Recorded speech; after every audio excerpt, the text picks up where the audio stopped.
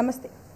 మహిళల శరీర నిర్మాణం చాలా భిన్నమైనది, సున్నితమైనది, అలాగే సంక్లిష్టమైనది కూడా. అందుకనే ఒక్కసారి హార్మోనల్ ఇంబ్యాలెన్స్ కానీ, హార్మోనల్ చేంజెస్ కానీ ఏవైనా ఎదురైతే శారీరకంగా, మానసికంగా ఎన్నో ఇబ్బందులు ఎదుర్కొంటూ ఉంటారు మహిళలు. ఈ రోజుల్లో లైఫ్ స్టైల్ చేంజెస్ చూసుకుంటే రోజుకో విధంగా లైఫ్ ఉంటుంది. కెరీర్ పరంగా కానీ, సోషల్ లైఫ్ పరంగా కానీ, ఫ్యామిలీని చూసుకోవడంలో కానీ వాళ్ళు చాలా బిజీగా ఉంటున్నారు మహిళలు. ఈ క్రమంలో వాళ్ళని వాళ్ళు మర్చిపోతున్నారు ఎంతోమంది మహిళలు. ఇన్ఫ్యాక్ట్ కాదు అసలు ఏ మహిళ కూడా వాళ్ళ ఆరోగ్యం గురించి పట్టించుకోవడం అనేది మనం చూడము. సో ఫ్యామిలీని అంతా చూసుకుంటారు కానీ వాళ్ళని వాళ్ళు పట్టించుకోరు. ఈ నేపథ్యంలోనే ఎన్నో సమస్యలు వస్తూ ఉంటాయి. ఒకటి స్ట్రెస్ రిలేటెడ్ ఇష్యూస్ ఉంటూ ఉంటాయి, అట్లనే పీసీఓఎస్, ఇన్ఫర్టిలిటీ, ఇట్లా ఎన్నో సమస్యలు వెనక మనకి చాలా వస్తూ ఉంటాయి. అయినా సరే మన బిజీ లైఫ్లో వాటిని పక్కకు పడేసి మనము చెప్పుకుంటూ ముందుకు వెళ్ళిపోతూ ఉంటాము. ఈ నేపథ్యంలో అవి ఇంకా పైలప్ అయ్యి కొంచెం ఎక్కువ ఇష్యూస్ అయ్యే అవకాశం ఉంటూ ఉంటుంది. మరి అసలు మనని మనం హెల్దీగా ఎలా ఉంచుకోవాలి, ఆడవాళ్ళు గైనిక్ ఇష్యూస్ వస్తే ఎట్లా గుర్తించాలి, హెల్దీగా అండ్ అట్లానే హైజీనిక్గా ఏ విధంగా ఉండాలి, ఈరోజు మన పాడ్కాస్ట్లో తెలుసుకుందాము. మరి హారిక గారు ఉన్నారు, కన్సల్టెంట్ గైనకాలజిస్ట్, మనతో పాటు పాడ్కాస్ట్లో జాయిన్ అవుతున్నారు. సో లాప్రోస్కోపిక్ స్పెషలిస్ట్ కూడా మ్యామ్తో మాట్లాడదాం. నమస్తే మ్యామ్. నమస్తే అండి. డాక్టర్ గారు, సాధారణంగా మనం పాడ్కాస్ట్ స్టార్ట్ చేసుకునే ముందు ఒక స్టాటిస్టిక్ మాట్లాడుకుందాము. స్టాటిస్టిక్స్ 1 in 3 మెంబర్స్ గ్లోబల్లీ, అంటే ముగ్గురులో ఒకళ్ళకి పీసీఓఎస్ బయటపడుతోంది. చాలా సమస్యగా ఉంది ఇది. సో పీసీఓఎస్ గురించి మాట్లాడుకునే ముందు మనం లెట్స్ అండర్స్టాండ్ అసలు మెన్స్ట్రువల్ సైకిల్ అంటే ఏంటి, హార్మోన్స్ అంటే ఏంటి. So what is menstrual cycle, అది మనని హెల్తీగా ఉంచడానికి, మహిళల్ని హెల్తీగా ఉంచడానికి అది ఏ విధంగా హెల్ప్ చేస్తుంది? మనకి మెన్స్ట్రువల్ సైకిల్లో 28 డేస్లో ఫస్ట్ 14 డేస్ ఈస్ట్రోజన్ అన్న ఒక హార్మోన్ వస్తుంది. దాని తర్వాత ఎగ్ రిలీజ్ అవుతుంది. మధ్యలో సెకండ్ 14 డేస్లో ప్రొజెస్ట్రాన్ హార్మోన్ వస్తుంది. ఇందులో ఉన్న ఈస్ట్రోజన్ హార్మోన్ ఏం చేస్తుంది, గర్భసంచి లైనింగ్ గ్రోత్కి హెల్ప్ చేస్తుంది. అయ్యాక మెల్లగా ఎగ్ రిలీజ్ అయినాక ఆ గర్భసంచి లైనింగ్ ఏదైతే ఈస్ట్రోజన్ హార్మోన్ వల్ల ఓవర్గా గ్రో అయి ఉందో సెకండ్ హాఫ్లో ప్రొజెస్ట్రాన్ హార్మోన్ వస్తుంది. ఐడియల్గా ఎగ్ రిలీజ్ అయ్యాక ఎగ్ స్పర్మ్ కలిస్తే బేబీ ఫామ్ అయ్యి గర్భసంచిలో కూర్చుంటే గర్భసంచి లైనింగ్కి సపోర్ట్ చేయడం కోసం ఈ సెకండ్ హాఫ్లో వచ్చే ప్రొజెస్ట్రాన్ హార్మోన్ ఇంపార్టెంట్. సో ఇదే హార్మోన్ లైనింగ్ ఏదైతే ఫస్ట్ ఈస్ట్రోజన్కి ఎక్స్పోజ్ అయ్యి ఓవర్గా గ్రో అయిందో దాంట్లో బ్యాడ్ చేంజెస్ రాకుండా, అంటే వదిలేస్తే లాంగ్ రన్లో క్యాన్సర్ చేంజెస్ ఏవైతే వచ్చే రిస్క్ ఉందో అదంతా ఈ ఈస్ట్రోజన్ హార్మోన్ వల్లే వస్తుంది. సో ఈ రిస్క్ రాకుండా కాపాడే హార్మోనే ప్రొజెస్ట్రాన్ హార్మోన్ అనమాట. ప్రొజెస్ట్రాన్ హార్మోన్ కూడా విత్డ్రా అయ్యాక అప్పుడు మనకి పీరియడ్ వస్తుంది. సో ఫస్ట్ హాఫ్లో ఈస్ట్రోజన్, మధ్యలో ఎగ్ రిలీజ్ అవుతుంది, తర్వాత ప్రొజెస్ట్రాన్ హార్మోన్, ఆ హార్మోన్ కూడా వెళ్ళిపోయాక అప్పుడు పీరియడ్ వస్తుంది. ఈ పాలిసిస్టిక్ ఒవేరియన్ సిండ్రోమ్ పీసీఓఎస్ ఉన్న వాళ్ళలో ఏమవుతుందంటే మీరు చెప్పినట్టు 1 in 3 మెంబర్స్లో గ్లోబల్గా చూస్తే పాలిసిస్టిక్ ఓవరీస్ ఉంటున్నాయి. అంటే స్కాన్ చేసినప్పుడు అండాశయాల్లో, గర్భసంచి పక్కన ఉండే అండాశయాల్లో నీటి పొడగలు ఉంటున్నాయి. దాన్ని పాలిసిస్టిక్ ఓవరీస్ అంటారు, లేదా పాలిసిస్టిక్ ఓవరీ మార్ఫాలజీ అంటారు. అది పీసీఓఎస్ రెండు సేమ్ కాదు. పీసీఓఎస్ అంటే పాలిసిస్టిక్ ఓవేరియన్ సిండ్రోమ్. సిండ్రోమ్ అంటే ఈక్వల్ టు హార్మోనల్ ఇంబ్యాలెన్స్. ఎవరికన్నా మనం సిండ్రోమ్ ఉంది అనాలి అంటే మనకి 3 ఫీచర్స్లో అట్లీస్ట్ 2 ఫీచర్స్ ఉండాలి.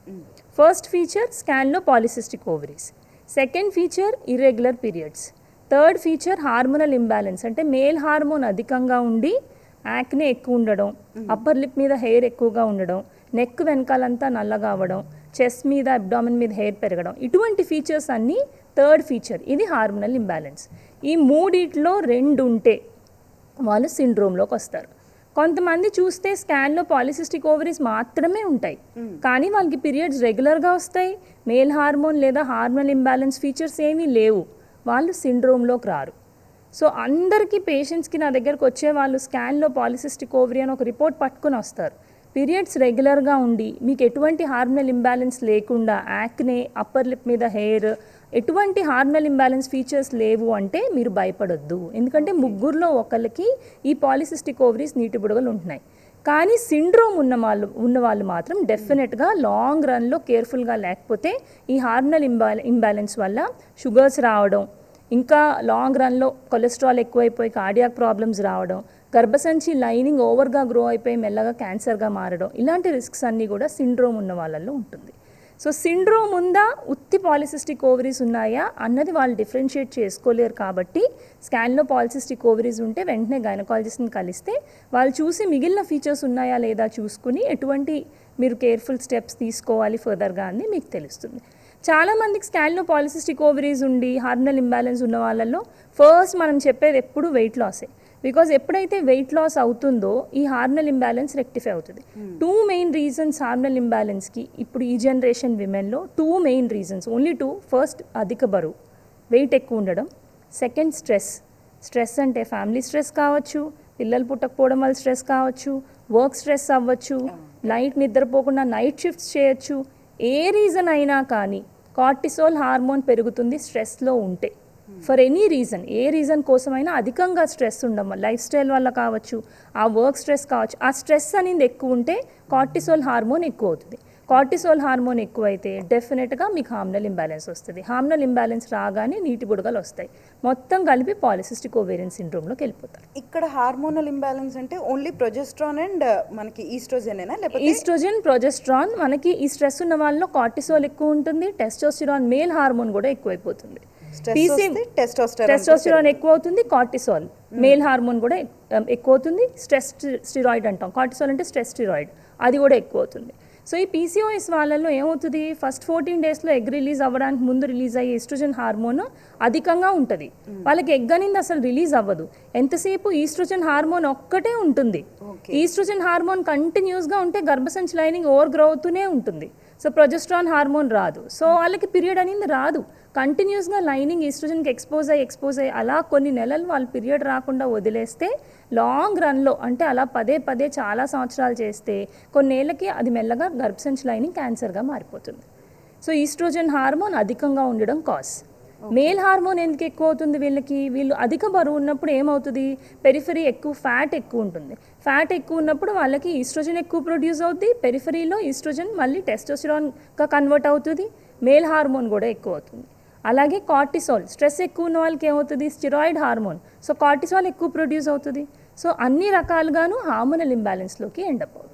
ఓకే, సో అంటే 10-15 ఇయర్స్ ముందు ఈ విధంగా పీసీఓఎస్ కానీ పీసీఓడి కానీ లేకపోతే ఇట్లాంటి హార్మోనల్ ఇంబ్యాలెన్సెస్ కానీ ఉన్నాయా, లేదంటే లైక్ ఇది ఎలా స్టార్ట్ అయింది ఇంత ఎక్కువగా రావడం అనేది? 10-15 ఇయర్స్ ముందు కూడా పాలిసిస్టిక్ ఓవరీస్ ఉంది. మనం పాలిసిస్టిక్ ఓవరీస్ అన్న మాట యాక్చువల్లీ ఎర్లీ 2001 నుంచి ఎక్కువగా వింటున్నాం మనం.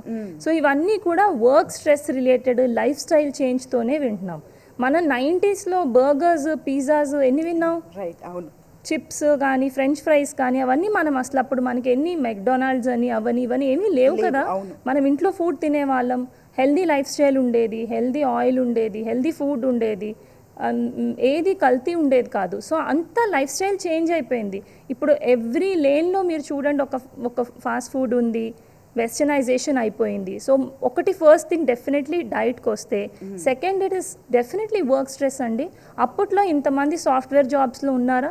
అసలు హైదరాబాద్ ఎలా ఉంది, ఎన్ని సాఫ్ట్వేర్ ఆఫీసెస్ ఉన్నాయి, ఎంతమంది సాఫ్ట్వేర్ వర్క్ చేస్తున్నారు, ఎంతమంది నైట్ షిఫ్ట్స్ చేసేవాళ్ళు, డాక్టర్స్కి తప్పదు నైట్ షిఫ్ట్స్ చేసేవాళ్ళు, సాఫ్ట్వేర్ చాలా తక్కువ మంది సాఫ్ట్వేర్లో ఉండేవారు.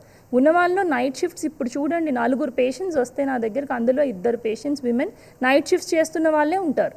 అలాగే ప్రెగ్నెన్సీ ప్లాన్ చేస్తున్నారు, ప్రెగ్నెన్సీ రావట్లేదు, వెయిట్ పెరుగుతున్నారు, ఏం ఫుడ్ తినట్లేదు, but end of the day వాళ్ళు వెయిట్ అనేది తగ్గట్లేదు, స్ట్రెస్ తగ్గట్లేదు. సో మన లైఫ్ స్టైల్లో డైట్ ఒక్కటే కాదు, డైట్తో పాటు మనం వర్క్ చేస్తున్నాం, ఎన్ని అవర్స్ వర్క్ చేస్తున్నాం, వర్క్లో ఎంత స్ట్రెస్ తీసుకుంటున్నాం అండ్ ఏ టైంలో చేస్తున్నాం. మన body, human body is train to work in the day time and sleep in the night time. Circadian rhythm అని ఉంటుంది, దాన్ని డిస్టర్బ్ చేసి మనం నైట్ షిఫ్ట్స్ చేస్తున్నాం. సో బాడీని డే టైం పడుకోబెడుతున్నాం. సో బాడీకి కూడా ఇట్ విల్ నాట్ టేక్, అది సరిగ్గా తీసుకోలేదు. So definitely will end up in stress and hormonal imbalance. Okay, so sleep సరిగ్గా లేకపోయినా సరే ఖచ్చితంగా పీసీఓఎస్ వస్తుంది. ఖచ్చితంగా వచ్చే రిస్క్ ఎక్కువ ఉంటుంది. స్లీప్ లేని వాళ్ళకి చాలా రిస్క్స్ ఎక్కువ ఉంటాయి. పాలిసిస్టిక్ ఓవరీ ఎక్కువ ఉంటుంది, యాంగ్జైటీ డిజార్డర్స్ ఉంటాయి, డిప్రెషన్ వచ్చే ఛాన్సెస్ ఎక్కువ ఉంటుంది, వర్క్లో కూడా ఫోకస్ చేయలేరు, కాన్సన్ట్రేషన్ తగ్గుతుంది, వర్క్ పర్ఫార్మెన్స్ కూడా ఎఫెక్ట్ అవుతుంది. First most important thing food, sleep. ఈ రెండే first most, healthy food and then sleep are the first most important things. నాకు తెలిసినంత వరకు నాకు కూడా ఒక చిన్న ఇష్యూ వచ్చింది పీసీఓఎస్తో. అప్పుడు వచ్చినప్పుడు నేను ఒక విషయం విన్నాను, అదేంటంటే అంటే ఓవర్ ద టాప్ కూడా ఆ టాబ్లెట్ ఇవ్వడం నేను విన్నాను. మెట్ఫార్మిన్ అనేది నార్మల్లీ డాక్టర్స్ కూడా ప్రిస్క్రైబ్ చేయడం విన్నాను. లైక్ పీసీఓఎస్ తగ్గాలి అంటే లేదా నీటి బుడగ తగ్గాలి అంటే మెట్ఫార్మిన్ ఇస్తే తగ్గిపోతుంది అని అనడం నేను విన్నాను. ఓకే, ఇది ఎంతవరకు కరెక్ట్? సో యాక్చువల్లీ మెట్ఫార్మిన్ అంటే హార్మోనల్ మనకు ఓన్లీ ఇన్సులిన్ రెసిస్టెన్స్ అంది ఒక చాలా important part of polycystic ovaries అండి. హార్మోనల్ ఇంబ్యాలెన్స్, ఇన్సులిన్ రెసిస్టెన్స్ రెండు ఈక్వల్ అంటాం అనమాట. హార్మోనల్ ఇంబ్యాలెన్స్ ఉన్నప్పుడు వాళ్ళకి గ్లూకోజ్ అనేది టిష్యూస్ తీసుకోవు. సో గ్లూకోజ్ అనేది ఇన్సులిన్ రెసిస్టెన్స్ డెవలప్ అయిపోయి నెక్ అంతా డార్క్ అయిపోయి ఎకాంతోసిస్ అంటారు. మీరు విన్నారు లేదు, చాలామంది పీసీఓఎస్ ఉన్న వాళ్ళకి నేప్ ఆఫ్ ద నెక్ అంటే మెడ వెనకాలంతా నల్లగా పిగ్మెంటేషన్ లాగా అలా అచ్చుల్లా ఫామ్ అయిపోయి ఉంటుంది. దాన్ని ఎకాంతోసిస్ అంటాం. ఈ ఎకాంతోసిస్ ఉన్న వాళ్ళల్లో ఫాస్టింగ్ ఇన్సులిన్ మనం ఒక టెస్ట్ చేస్తాం. ఫాస్టింగ్ ఇన్సులిన్ వాల్యూ కానీ 25 మీద ఉంది అంటే వాళ్ళకి ఇన్సులిన్ రెసిస్టెన్స్ ఉంది అని. సో ఇన్సులిన్ రెసిస్టెన్స్ ఉన్న వాళ్ళల్లో ఎవిడెన్స్ ప్రూవ్ అయి ఉంది మెట్ఫార్మిన్ వర్క్ అవుతుందని. బికాజ్ ఇన్సులిన్ రెసిస్టెన్స్ ఉంది అంటే వాళ్ళు అతి త్వరలో డయాబెటీస్లోకి ఎండప్ అవుతారని. సో అందుకని వాళ్ళకి మనం 2 రీజన్స్ కోసం మెట్ఫార్మిన్ పెడతాం. First reason insulin resistance control అవ్వడానికి, సెకండ్ రీజన్ మెట్ఫార్మిన్ మెడిసిన్కి వెయిట్ కూడా కంట్రోల్ అవుతారు. ఉన్న షుగర్ మెడిసిన్స్లో మెట్ఫార్మిన్ తోటి చాలా బాగా వెయిట్ కంట్రోల్ అవుతారు. సో పాలిసిస్టిక్ ఓవేరియన్ సిండ్రోమ్ ఉన్న వాళ్ళకి మెట్ఫార్మిన్ ఇవ్వడం వల్ల 2 ఎఫెక్ట్స్ ఉంటాయి. వెయిట్ కంట్రోల్ అవుతుంది, షుగర్స్ ఏవైతే ఇన్సులిన్ రెసిస్టెన్స్ వచ్చిందో 2 కంట్రోల్ అవుతుంది. ఈ 2 తగ్గడం కోసం మనం మెట్ఫార్మిన్ ఇస్తున్నాం, కానీ నీటి బుడగలు తగ్గిపోతాయని కాదు. హార్మోనల్ ఇంబ్యాలెన్స్ని మెట్ఫార్మిన్ తగ్గిస్తుంది. హార్మోనల్ ఇంబ్యాలెన్స్ తగ్గగానే పీరియడ్ స్టార్ట్ అవుతాయి. సో మనం పీరియడ్ రావడం కోసం ఇస్తున్నాం. ఒక్కసారి నీటి బుడగలు వచ్చాక ఓవరీస్లో మోర్ ఆర్ లెస్ మనకి బర్త్ మార్క్స్ ఎలా ఉన్నాయో, పుట్టుమచ్చలు ఎలా ఉన్నాయో, చాలా మందిలో నీటి బుడగలు ఇంకా రెస్ట్ ఆఫ్ ద లైఫ్ పోవు. ఆ నీటి బుడగలు అలాగే ఉండిపోతాయి. కానీ ఆ నీటి బుడగలు ఫామ్ అయినాక దానివల్ల వచ్చే ఇన్సులిన్ రెసిస్టెన్స్, హార్మోనల్ ఇంబ్యాలెన్స్ ఏదైతే ఉందో దాన్ని మనం డెఫినెట్గా కంట్రోల్ చేసుకోగలం. దానికి first step is weight reduction. Evidence ప్రకారం 100 కేజీలు ఉన్న వాళ్ళు 5% వెయిట్ లాస్ అంటే 5 కేజీలు బరువు తగ్గినా కూడా వాళ్ళ పీరియడ్ వాళ్ళకందుకు మళ్ళీ న్యాచురల్గా వచ్చే ఛాన్స్ 90%. అంటే ఇప్పుడు 70-80 కేజీస్ లేడీ వచ్చారనుకోండి, పీరియడ్ రావట్లేదని, మనం ఒక 1 month 2 months సపోర్ట్కి హార్మోన్స్ ఇచ్చి 2 months తర్వాత మీరు 70 కేజీస్ ఉన్నారు, 5% వెయిట్ అంటే 3.5 కేజీస్ మీరు వెయిట్ లాస్ అయ్యి రండి, ఎవరి కోసం పీరియడ్ రాదు? డెఫినెట్గా పీరియడ్ వస్తుంది. సో ఈ రీఅష్యూరెన్స్ మేము వాళ్ళకి ఇస్తాం దట్ 5% మీరు వెయిట్ లాస్ వస్తే మనం ఈ మెడిసిన్స్ మీకు పెట్టినవి ఆపేయచ్చు, మీ పీరియడ్ న్యాచురల్గా మీకు వచ్చేస్తాను. కానీ 90% మెంబర్స్ వెయిట్ లాస్ అవ్వరు, ఇంకా వెయిట్ గెయిన్ అయ్యి వస్తారు. యాక్చువల్లీ లైక్ పీసీఓఎస్ కానీ లేకపోతే ఇలా డయాబెటీస్ ఉన్న వాళ్ళల్లో చాలామంది మేము వెయిట్ రిడక్షన్ జరగట్లేదు అందుకని ఒజంపిక్ ఈ మధ్య కాలంలో మనం చూస్తున్నాం కదా మ్యామ్, ఈ ఒజంపిక్ ఎక్కువగా తీసుకోవడం చూస్తున్నాం, పెళ్ళిళ్ళకి కూడా సన్నబడ్డం కోసం తీసుకుంటున్నామని విన్నాము. సో ఒజంపిక్ వల్ల పీసీఓఎస్ తగ్గుతుందా? ఇవేంటంటే ఇవన్నిటిలోనూ కూడా వెయిట్ లాస్ అయినప్పుడు నార్మల్గా మనకి హెల్దీ వెయిట్ లాస్ అంటే ఏంటండి, డెఫినెట్లీ ఫ్యాట్ లాస్ మనం టార్గెట్ చేస్తున్నాం. మజిల్ అయితే పోకూడదు కదా. ఈ అన్ని kind of weight loss medicines ఇప్పుడు కొత్తగా వచ్చిన మోయింజారో కానీ మీరు చెప్తున్నాయి అన్నీ కూడా అవి మసిల్ కూడా లాస్ అవుతుంది ఫ్యాట్తో పాటు. సో అది ఏ రకంగా చూసుకున్నా కూడా it is not healthy weight loss. ఎప్పుడైనా ఈ మెడిసిన్స్ మీద ఉన్న వాళ్ళు వెయిట్ లాస్ అవుతున్న టైంలో సేమ్ టైం జిమ్కి వెళ్తున్నారు, హెల్దీగా ప్రోటీన్ కూడా తీసుకుంటూ జిమ్కి కూడా వెళ్తూ మసిల్ ట్రైనింగ్ కూడా చేస్తే వాళ్ళు అయ్యే వెయిట్ లాస్లో ఓన్లీ ఫ్యాట్ అనేది పోతుంది, మసిల్ మెయింటైన్ అవుతుంది. వీళ్ళు తీసుకుంటున్నప్పుడు ఇన్ జనరల్ వెయిట్ లాస్ అవుతారు. సో కెచెక్సిక్ అంటాం, వీళ్ళందరూ వెయిట్ లాస్ అయ్యి వచ్చిన వాళ్ళు వాళ్ళ ఫేస్లో గ్లో ఉండదు, వాళ్ళ ఫేస్లో సిక్ లుక్ ఉంటుంది, వాళ్ళ బాడీలో సార్కోపీనియా అంటారు, అంటే protein which is required for body. మన మజిలే కదా మన బాడీకి చాలా స్ట్రాంగ్ థింగ్, మజిల్ చాలా లూజ్ అయ్యి వాళ్ళు వస్తారు. అలా మసిల్ లూజ్ అయితే ఏమవుతుంది, end of the day you will end up in back pain, back muscles అన్నీ లూజ్ అవుతాయి, స్పైన్కి మీకు స్ట్రెంగ్త్ సపోర్ట్ ఉండదు, రకరకాల పెయిన్స్ వస్తాయి, నీ పెయిన్స్ వస్తాయి, body end of the day fatigue వచ్చేస్తుంది, అన్ని ప్రాబ్లమ్స్ మసిల్ లాస్తోని స్టార్ట్ అవుతుంది. సో వీళ్ళు ఇవి తీసుకుంటున్నప్పుడు దాంతోపాటు గుడ్ ప్రోటీన్ ఇంటేక్ తీసుకుంటూ జిమ్కి కూడా రెగ్యులర్గా వెళ్తుంటే definitely they are making sure ఫ్యాటే లాస్ అవుతుందని. అలా కాకుండా ఉత్తమ ఎడ్యుకేషన్ మీద డిపెండెంట్ అయ్యి యాక్టివ్గా మీరు జిమ్కి వెళ్తూ ప్రోటీన్ ఇంటేక్ తీసుకోవట్లేదు అంటే మీరు డెఫినెట్లీ ఫ్యాట్తో పాటు మసిల్ కూడా వెయిట్ లాస్ అవుతున్నారని. So that is unhealthy weight loss. So అది ఎంతవరకు తీసుకోవాలంటే డెఫినెట్లీ డాక్టర్ పర్యవేక్షణలోనే తీసుకోవాలి, కానీ సైమల్టేనియస్గా వీటికి వెళ్ళాలి. అండ్ ఇవేవి కూడా సైడ్ ఎఫెక్ట్స్ లేకుండా ఉండవు. ఇవి తీసుకోవడం మొదలుపెట్టాక ఫుడ్ వాళ్ళ క్వాంటిటీ ఎక్కువ లోపలికి వెళ్ళదు. సో బయట ఫుడ్ ఎక్కువ తీసుకోకూడదు, ఎక్కువ ఫుడ్ పుష్ చేయకూడదు. ఫుడ్ ఒకవేళ వాళ్ళు ఎక్కువ పుష్ చేసినా దాంతోపాటు స్మోకింగ్, ఆల్కహాల్ లాంటి హ్యాబిట్స్ ఏవైతే ఉన్నాయో కంట్రోల్ చేసుకోకపోయినా వాళ్ళకి చాలా బ్యాడ్ సైడ్ ఎఫెక్ట్స్ ఉంటాయి.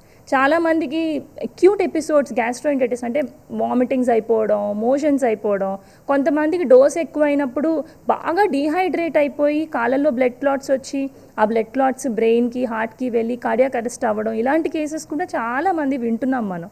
సో ఇది తీసుకునేటప్పుడు డెఫినెట్గా వాళ్ళు సేమ్ టైంలో ప్రాపర్గా హైడ్రేషన్ చేసుకోవాలి, ప్రాపర్గా ప్రోటీన్ ఇంటేక్ తీసుకోవాలి, ప్రాపర్గా ఫాలో అప్ చేసుకోవాలి. డాక్టర్ ఎప్పుడు పిలిస్తే అప్పుడు దాని ప్రకారం లివర్ ఫంక్షన్, కిడ్నీ ఫంక్షన్, మిగిలిన టెస్ట్లన్నీ చేసుకుంటూ ఫాలోఅప్లో ఉంటేనే వాళ్ళకి బెనిఫిట్ ఉంటుంది. అండ్ ఏదన్నా కూడా షార్ట్ పీరియడ్ వరకు తీసుకొని ఆ తర్వాత healthy lifestyle take over చేయాలి. దాని మీద they cannot be dependent on for long time అవి తీసుకుంటూ అయితే ఉండలేరు. ఒక్కసారి ఆపేశాక healthy lifestyle take over తీసుకోలేదు అంటే మళ్ళీ they will end up in gaining weight, మళ్ళీ బ్యాక్ టు నార్మల్ వెయిట్ వచ్చేస్తారు. సో అయితే ఇప్పుడు పీసీఓఎస్కి మనకి ఎక్సర్సైజ్ హెల్ప్ అవుతుందా మ్యామ్? డెఫినెట్గా హెల్ప్ అవుతుందండి. సో పీసీఓఎస్లో నేను 2 విషయాలు చెప్పాను కదా, వెయిట్ ఒకటి, సెకండ్ థింగ్ స్ట్రెస్ అని చెప్పానా. సో రెండింటికి ఎక్సర్సైజ్. వెయిట్ కోసం 5 days వెళ్ళమని చెప్తాను. 5 days జిమ్కి వెళ్ళాలి. జిమ్లో కార్డియో అంటే మనం బాగా చెమట పట్టేట్టు మనం చేయాలి. వర్కౌట్, ఎనీ వర్కౌట్, థ్రెడ్మిల్ చేయొచ్చు, క్రాస్ ట్రైనర్ చేయొచ్చు, స్విమ్మింగ్కి వెళ్ళేవాళ్ళు స్విమ్మింగ్ చేయొచ్చు, బ్యాడ్మింటన్కి వెళ్ళేవాళ్ళు badminton, any kind of cardio, jogging కానీ జుంబా కానీ ఏదైనా పర్వాలా. సో ఈ కార్డియో 4 or 5 days వెళ్ళాలి.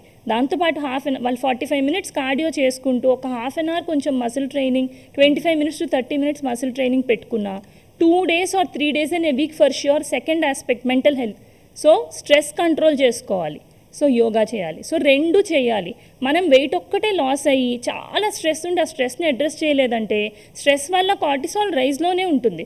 బరువు అయితే తగ్గుతున్నాం మనం, కానీ చాలా మనని ఇబ్బంది పెట్టుకుంటూ బరువు తగ్గుతున్నాం, స్ట్రెస్ మేనేజ్ చేసుకోవట్లేదు. సో కార్టిసాల్ హై ఉన్నప్పుడు పీరియడ్ రాదు. సో డెఫినెట్గా 4 or 5 days 2 అడ్రస్ చేయాలి. వెయిట్ లాస్కి 4 or 5 days కార్డియో చేయాలి, కొంచెం మసిల్ ట్రైనింగ్ పెట్టుకోవచ్చు. దాంతోపాటు 2 or 3 days for sure yoga చేయాలి. ఇప్పుడు యోగా చేయడం చాలా పెద్ద కష్టం కాదు. మీరు యూట్యూబ్ ఓపెన్ చేయండి, చాలా ఛానల్స్ ఉన్నాయి.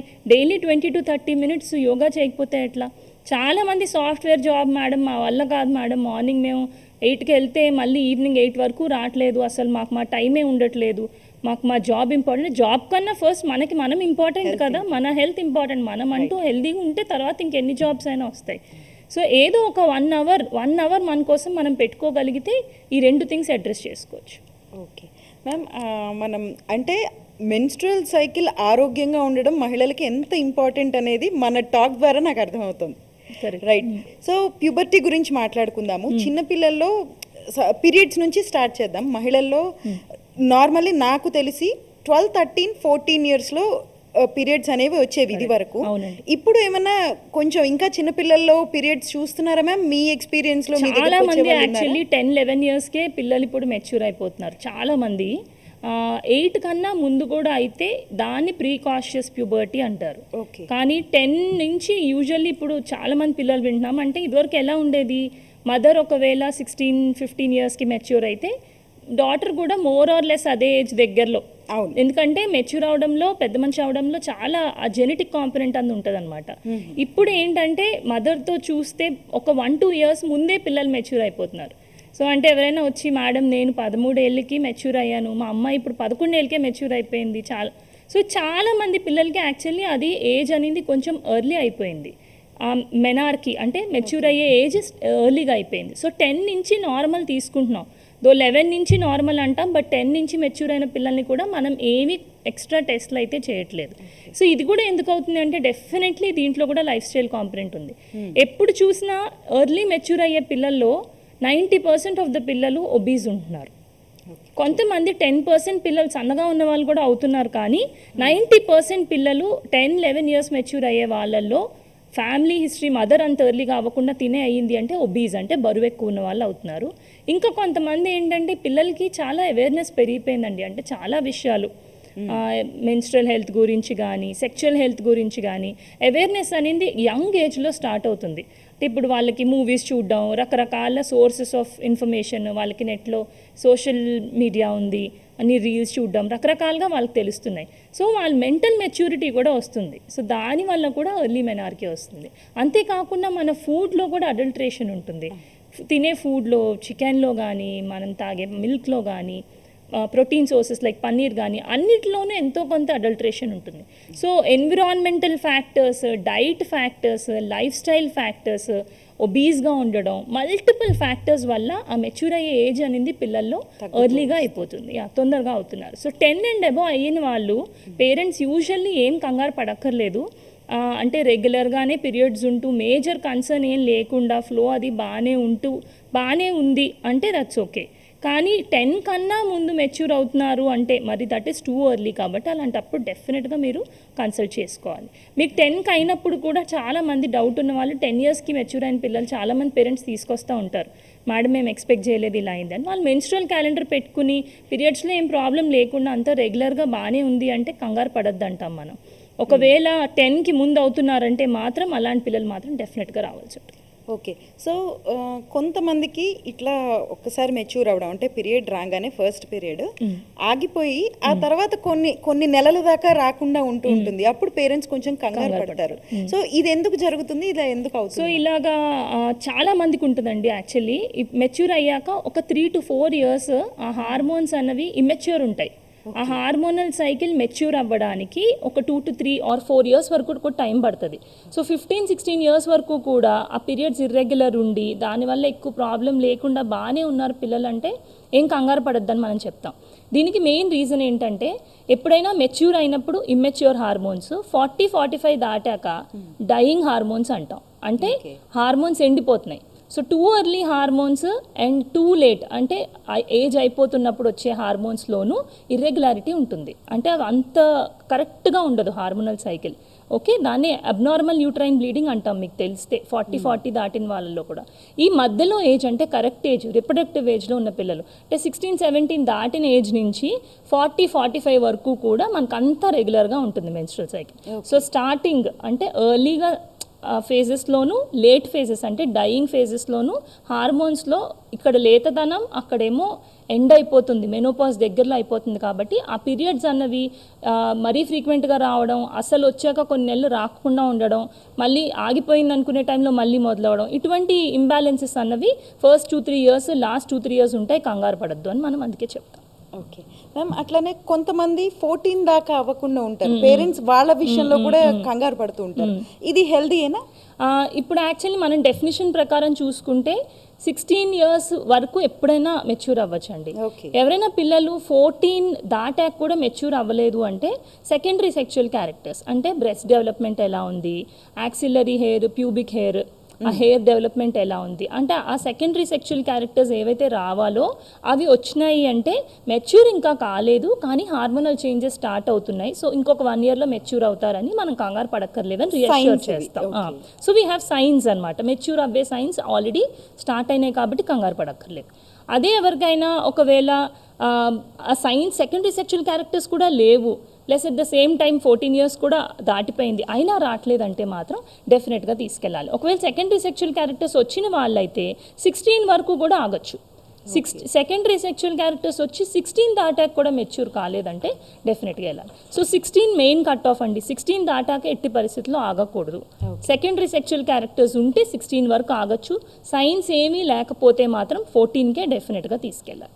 ఓకే, అలానే మ్యామ్ వైట్ డిశ్చార్జ్ గురించి మాట్లాడుకుంటే తెల్లబట్ట, సో ఈ వైట్ డిశ్చార్జ్ అనేది ఎంతవరకు నార్మల్, ఎప్పుడు స్టార్ట్ అవుతుంది, దాని ఎక్సెస్ అయితే డాక్టర్ని ఎప్పుడు కన్సల్ట్ చేయాలి డాక్టర్? కరెక్ట్గా ఇదే ఏజ్లో వైట్ డిశ్చార్జ్ యాక్చువల్లీ స్టార్ట్ అవుద్దని చెప్పలేమండి. చాలా మందికి మనకి మెచ్యూర్ అయినాకనే స్టార్ట్ అవుతుంది, మెచ్యూర్కి ముందు ఉండదు.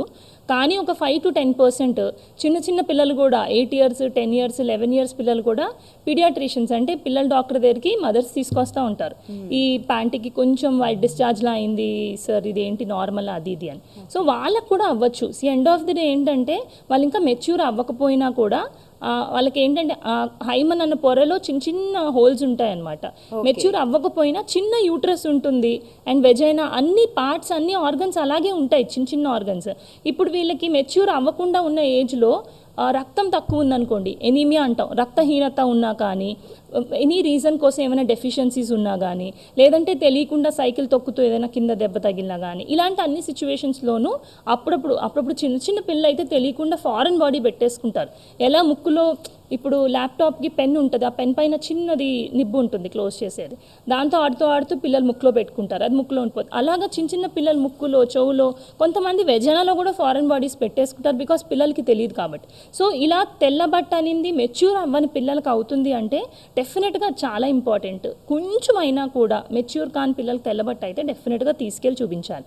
అది నార్మల్ అని డాక్టర్ చెప్తే మీరు కంగారు పడక్కర్లేదు, డాక్టర్తోనే నార్మల్ అని చెప్పినాక మీరు ధైర్యంగా ఉండొచ్చు. బట్ మెచ్యూర్ అయ్యాక మాత్రం రిప్రొడక్టివ్ ఏజ్లో ఉన్న వాళ్ళందరూ ఎవరైతే మెనోపాజ్ వరకు వస్తున్న వాళ్ళు ఉన్నారో ఆ ఏజ్ అంతట్లోనూ కొద్దిగా వెజైనల్ డిశ్చార్జ్ అనేది మనకి ఎగ్ రిలీజ్ అయ్యే టైంలో, అంటే ఫస్ట్ నెల కరెక్ట్గా పీరియడ్ వచ్చే వాళ్ళకి ఫస్ట్ 14 days తర్వాత ఎగ్ రిలీజ్ కరెక్ట్గా మధ్యలో అవుతుంది. ఆ ఎగ్ రిలీజ్ అయ్యే టైంలో ఒక 2-3 రోజులు థిక్గా కొంచెం డిశ్చార్జ్ కొద్దిగానే ఉంటుంది. అలాగే సెకండ్ హాఫ్ ఆఫ్ సైకిల్లో ఈ ప్రొజెస్ట్రాన్ అన్న హార్మోన్ వల్ల కొద్దిగా వేడిగా ఉంటుంది. ప్రొజెస్ట్రాన్ హార్మోన్ వేడి చేసింది అంటారు మన పెద్దోళ్ళు, అది ప్రొజెస్ట్రాన్ హార్మోన్ అనమాట. దానివల్ల కొద్దిగా వైట్ డిశ్చార్జ్ అనేది ఉంటుంది. సో ఎనీ వైట్ డిశ్చార్జ్ కొంచెమే ఉంది, పెరుగుగా పడట్లేదు, పన్నీర్ ముక్కల్లాగా కానీ పెరుగుగా కానీ వాసన రావడం కానీ లేదంటే నీరుగా బాగా వాటరీగా రావడం కానీ ఇలాంటివి ఏమీ లేవు అంటే అది నార్మల్. కానీ బాగా వాటరీగా ఉంది అంటే మీకు ఇన్నర్ ప్యాంటీ తడిసిపోయి లేదంటే మీరు దానికి ప్యాంటీ లైనర్స్ పెట్టుకోవాల్సి వస్తుంది, లేదంటే వాసన వస్తుంది, అఫెన్సివ్ స్మెల్ అనిపిస్తుంది, లేదంటే మీకు దాంతోపాటు బ్లడ్ మిక్స్ అయి ఉంది వైట్ డిశ్చార్జ్లో, లేదు పెరుగుగా ముక్కలుగా కాటేజ్ చీజ్ అంటారు పన్నీరు, లేదా మీకు ఇది పెరుగులాగా పడుతుంది అంటే ఈ అన్ని డిశ్చార్జ్లు కూడా అబ్నార్మలే. ఇవి రకరకాల రీజన్స్కి ఉండొచ్చు, బ్యాక్టీరియల్ ఇన్ఫెక్షన్ వాళ్ళు ఉండొచ్చు, ఫంగల్ ఇన్ఫెక్షన్ వాళ్ళు ఉండొచ్చు. సో ఎటువంటి వైట్ డిశ్చార్జెస్ ఉన్నా కానీ డెఫినెట్గా వెళ్ళి ఒకసారి చూపించుకోండి, దాన్ని మనం ఈజీగానే ట్రీట్ చేయగలుగుతాం. బట్ లేట్ చేసామంటే అది ఎక్కువ రోజులు లాంగ్ రన్లో ఉంటే కొన్ని అసెండింగ్ ఇన్ఫెక్షన్స్ అంటాం, అంటే లైంగికంగా సంక్రమించే ప్రాబ్లమ్స్ ఉంటాయి. సో అవి అలాంటివి సైలెంట్గా మిస్ అవ్వచ్చు. అప్పుడప్పుడు లైంగికంగా సంక్రమించే వాటికి కూడా వైట్ డిశ్చార్జే ఫస్ట్ సైన్ అయి ఉండొచ్చు. సో అందుకని ఎటువంటి డిశ్చార్జెస్ మిగిలినవి ఉన్నా కూడా ఇమీడియట్గా వెళ్ళి డాక్టర్ని కన్సల్ట్ చేయాలి. ఓకే, ఇంకొక చిన్న క్వశ్చన్ మనకి ప్యూబర్టీ సెగ్మెంట్లోనే, లైక్ ఇప్పుడు మహిళ ఇంకా చిన్న పిల్లల్లో ఇప్పుడు ఎప్పుడైతే పీరియడ్స్ వస్తాయి, మెన్స్ట్రువల్ సైకిల్ వస్తుంది అనే క్రమంలో చిన్న పిల్లలకి ఆడపిల్లలకి చెప్తారు, కానీ మగ పిల్లలకి అసలు పీరియడ్స్ గురించి చెప్పరు. అసలు ఇంట్లో అక్క చెల్లి ఉన్నా సరే అదేదో ఇంకొకటి ఏదో జరిగింది, కుక్క ముట్టుకుంది, బల్లి ముట్టుకుంది అని చెప్పడం చూస్తూ ఉంటాం మనం. లేదు క్లాస్లో ఒక్కొక్కసారి పిల్లలు అప్పుడే వాళ్ళ ఫస్ట్ పీరియడ్ వస్తుంది, అప్పుడు చుట్టుపక్కల మగ పిల్లలు గేలి చేయడం ఇట్లా జరుగుతూ ఉంటుంది. సో అసలు వాళ్ళకి మగపిల్లలకి పీరియడ్ ఎడ్యుకేషన్ అనేది ఎంత ఇంపార్టెంట్ మ్యామ్? చాలా ఇంపార్టెంట్. ఎప్పుడైతే ఆడపిల్లలకి చెప్తున్నామో సేమ్ టైంలో మగపిల్లలకి వాళ్ళ మదర్స్ చెప్పాలి. అది చాలా ఇంపార్టెంట్. ఎందుకంటే ఫస్ట్ ఎవరికైనా ఎడ్యుకేట్ చేసేది తల్లి ఎడ్యుకేట్ చేస్తుంది ఫస్ట్. సో ఎప్పుడో వాళ్ళు ఒకటేసారి మగపిల్లలు స్కూల్లో వింటే ఆ టైంలో స్కోప్ ఎలా ఉంటుందంటే 4, 5, 10 మందితో విన్నప్పుడు ఏదో ఒక రాంగ్ కమెంట్ పాస్ చేయడము, దాన్ని వాళ్ళు హేళనగా తీసుకునే ఛాన్స్ అనేది ఉంటుంది.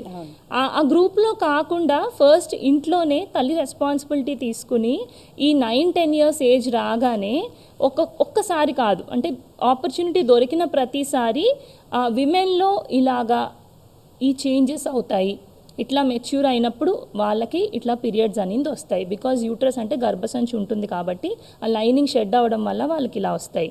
మెన్లో కూడా మెచ్యూర్ అవుతారు, బట్ వాళ్ళకి ఆబ్వియస్ సైన్స్ ఇటువంటివి ఉండవు. వాళ్ళకు కూడా ఇవన్నీ చేంజెస్ ఉంటాయి, కానీ వాళ్ళకి యూట్రస్ ఉండదు కాబట్టి వాళ్ళకి డెఫినెట్లీ బ్లీడింగ్ ఉండదు.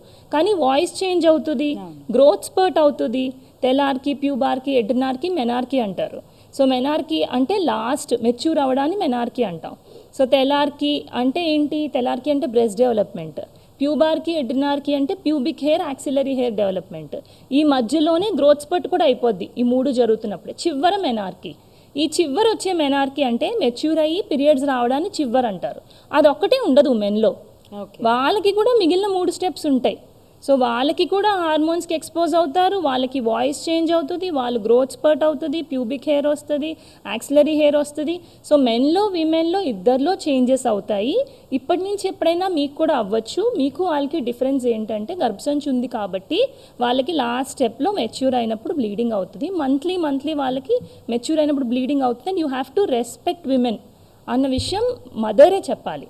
ఆ 9 to 10 years ఏజ్లో ఎడ్యుకేట్ చేసి తరచుగా ఒక 2-3 టైమ్స్ చెప్తా ఉంటే వాళ్ళకు కూడా వాయిస్ చేంజ్ అయినప్పుడు ఓకే మా మమ్మీ ఇది చెప్పారు, మా మదర్ చెప్పింది ఇది జరుగుతుంది, okay these are the things అని వాళ్ళకు కూడా ఒక ఐడియా వస్తుంది. అండ్ వాళ్ళు ఆ ఏజ్ నుంచే విమెన్ని రెస్పెక్ట్ చేయడం స్టార్ట్ చేస్తే వాళ్ళ లైఫ్ లాంగ్ దాన్ని ఒక అలా అది మంచిది అని గుర్తుపెట్టుకొని వాళ్ళు లైఫ్ లాంగ్ దాన్ని మెయింటైన్ చేస్తారు. రైట్, చాలా బాగా చెప్పారు మ్యామ్. కరెక్ట్. అంటే విమెన్కి ఆపోజిట్ జెండర్కి రెస్పెక్ట్ అనేది అప్పుడు స్టార్ట్ అవుతుంది. ఆ చిన్న ఏజ్లోనే వాళ్ళకి తెలిస్తేనే దాని ఇంపార్టెన్స్ వాళ్ళు దానికి కట్టుబడి ఉంటారు. రైట్. సో అసలు ఇన్ఫర్టిలిటీ ఎందుకు స్టార్ట్ అవుతుంది, అమ్మ ఎందుకు అవ్వలేకపోతున్నారు? ఎంతో మంది మహిళల్లో ఆ బాధ ఉంటుంది. సో ఎవరైతే కెరియర్ కావాలనుకుంటున్నారో నిజంగా ఒకవేళ వాళ్ళు మేము 35 వరకు ప్లాన్ చేద్దాం అనుకుంటున్నాము అంటే వాళ్ళకి అది ప్రయారిటీ ఉన్నప్పుడు వాళ్ళు లేట్ 20sలోనో తప్పితే ఎర్లీ 30sలోనో ఫర్టిలిటీ స్పెషలిస్ట్ని చూసి వాళ్ళ ఎగ్స్ తీసి ఫ్రీజ్ చేయించేసుకోవచ్చు. 1 month లేదా 2 months పడుతుంది ఆ స్టిమ్యులేషన్కి. అంతే ఎగ్స్ ఒక్కసారి ఫ్రీజ్ అయిపోతే వాళ్ళు 38, 39, 40లో ప్రెగ్నెన్సీ ప్లాన్ చేసినా కూడా మీ ఎగ్స్ అన్నవి 28, 29లోనే ఉండిపోతాయి ఫ్రీజ్ అయ్యి.